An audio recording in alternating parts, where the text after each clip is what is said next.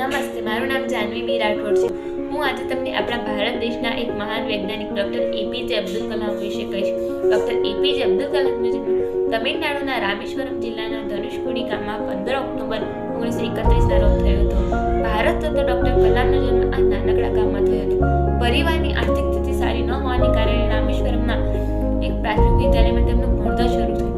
સાદગી અને ઈમાનદારી શું હોય છે એનો પાઠ તેમને તેમના પિતા પાસેથી મેળવ્યો હતો. જ્યારે તેઓ 8 વર્ષના હતા ત્યારે તેઓ ગણિત ભણવા માટે સવારે 4 વાગે પહોંચી જતા. જે ગણિતના શિક્ષક હતા તે વહેલા આવનારા ફક્ત 5 જ વિદ્યાર્થીઓને ફ્રીમાં ટ્યુશન આપતા હતા.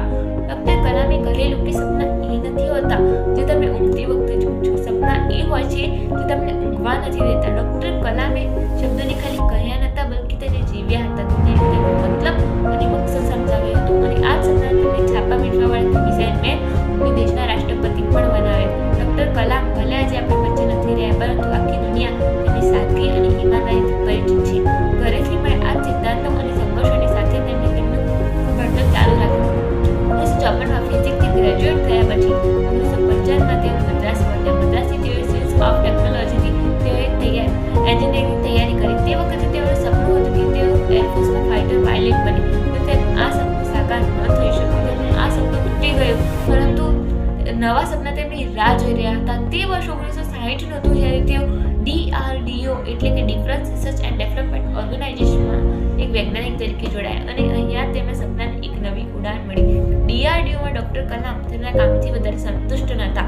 આથી 1978માં ઇસરો એટલે કે ઇન્ડિયન સ્પેસ રિસર્ચ ઓર્ગેનાઇઝેશનમાં તેમને ટ્રાન્સફર કરવામાં આવ્યું અને જ્યારે તેમને જિમ્મેદારી સોંપવામાં આવી ઇન્ટિગ્રેટેડ ગાઇડેડ મિસાઇલ ડેવલપમેન્ટ પ્રોગ્રામની, ત્યારે અહીંયાથી જ નવી પડી મિસાઇલ મેન બનવાની ઈચ્છા. ડૉક્ટર કલામના નેતૃત્વએ અગ્નિ, આકાશ, ત્રિશુલ અને સુપરસોનિક ક્રૂઝ જેવી મિસાઇલો બનાવી છે. 1997માં ભારતની પ્રતિયોગતાને દેખતા તેમને ભારત રત્ન સન્માનિત કરવામાં આવ્યા. કલામ સાહેબની જ આપેલી વસ્તુ છે કે ભારત આજે પરમાણુ હથિયારના નિર્માણમાં સફળ થઈ રહ્યું છે. ડૉક્ટર કલામ જ હતા જેમનાથી 1998માં રાજસ્થાનના પોખરણમાં ભારતે પોતાનું બીજું પરમાણુ પરીક્ષણ કર્યું. 25 જુલાઈ 2002ના દિવસે ડૉક્ટર કલામ આપણા દેશના આગળના રાષ્ટ્રપતિ બન્યા. પરંતુ સાદગી એ જ રહી. રાષ્ટ્રપતિ હોવા છતાં તેઓ વિચારતા રહેતા કે દેશની અને તેની ભલાઈના બીજા કયા રસ્તાઓ હોઈ શકે છે. જુલાઈ 2007માં તેમના રાષ્ટ્રપતિનું કાર્ય પૂર્ણ થયું. ઓછા માણસો જાણતા હશે કે તેઓ પિતાનું અનુસરણ કરતા હતા.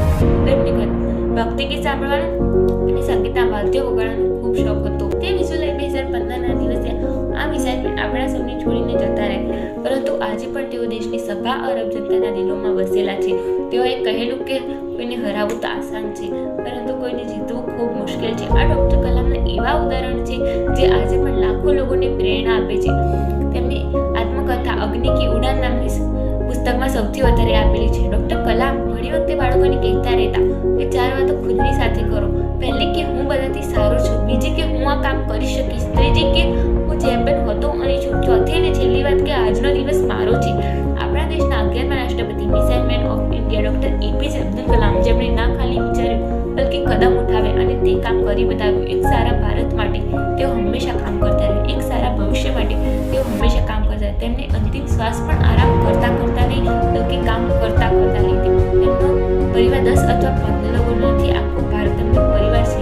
છેલ્લે હું એટલું કહેવા માંગીશ કે સૂરજની જેમ ચમકવા માટે સૂરજની તપવું જરૂર છે. કંઈ બનવા માટે, કંઈ કામને સફળ બનાવવા માટે મહેનત